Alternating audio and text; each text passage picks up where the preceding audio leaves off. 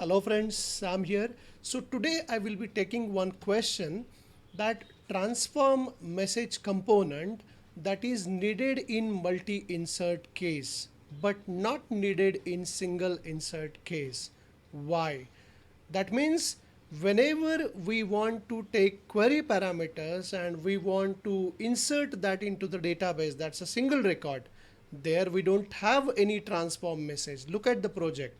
But if we take content from some file, let's say CSV file, multiple record, and that I want to push to the database, so multiple insert, there I require transform message. Why it is so? That is the question. So look at the single insert scenario, friends. Now in this project, what you can see is that my details of student are coming as query parameters, which I am storing in variable. So that data is actually stored in variable, and I want to just assign that variable data to my SQL parameters. So if you look at this database insert, which is used to insert the single record, look at this, look at the configuration. So there we do have provision of input parameters below. Okay, so here below we do have provision to do the input parameters. Have a look on this.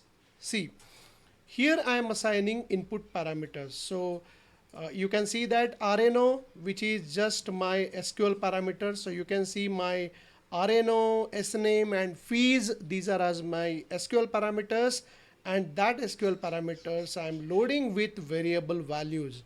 So I do get this place of input parameter to assign my variable values into my fields. So it does not require any mapping. This is one sort of mapping only. So I get this configuration, input parameters configuration, to assign my variable name to my SQL parameters. But if you look at bulk insert, so whenever I want to insert multiple record, I have to use bulk insert, and there, look at this.